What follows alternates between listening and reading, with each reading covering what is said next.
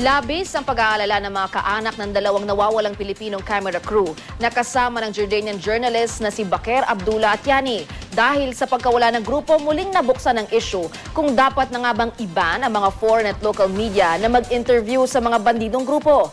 Balitang hatid ni Michael Fahatin.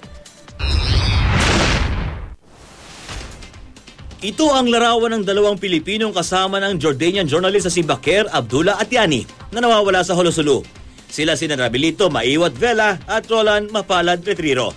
Tubong del Gallego, Camarines Sur, ang 39 na anyo sa si Ramilito na tumatayong cameraman ni Atiani. 18 taon na siya sa media na mula sa pagiging production assistant ay naging cameraman. May anak si Ramilito na 3 taong gulang at kasalukuyang buntis ang kanyang asawa. Ulila na siya sa ama at kasamang sinusuportahan ang inang may sakit sa puso. At dahil ilang araw nang nawawala ang anak, nagpapaabot na ng mensahe ang ina ni Ramilito. Panawagan niya, sana raw pauwiin na si Ramilito at ang mga kasama nito. Ang anak lang daw niya ang tanging inaasahan ng kanyang pamilya.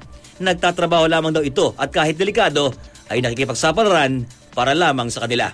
Ang assistant cameraman naman ni Atiani ang 23 anyo sa si Roland, tubong naga. Nag-iisang anak at 3 taon pa lang sa industriya. Ito ang opisyal na isang linggong schedule ng grupo ni Atiani. June 5 Martes hanggang June 9 Sabado. Interview sa mga Muslim sa Maynila ang schedule ni Atiani. June 10, Linggo, lumipad ang grupo sa Zamboanga. At June 11, Lunes, nakapanyan nila si Sulu Governor Adun Sakurtan at Holo Mayor Hussein Amin. Makikita rin sa schedule na ito Martes, June 12, nakaschedule si Atiani na kapanyan namin si SG Commander Nasser Igasan alias Abu Ali. Araw rin kung kailang huling umanong nakita ang grupo.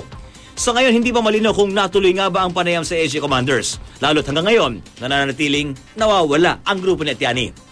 Dahil sa insidente, naungkat ang isyu kung dapat nga bang iban ang mga foreign at local media na mag-interview sa mga terorista tulad ng bandidong grupong Abu Sayyaf.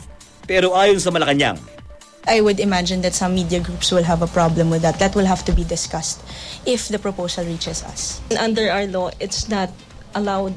Yes. So will we remind them that they might be ignorant of our laws here?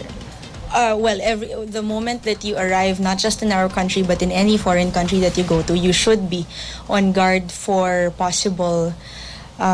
You should be cognizant of the laws of that place where you are going. Michael Fahatin, GMA News.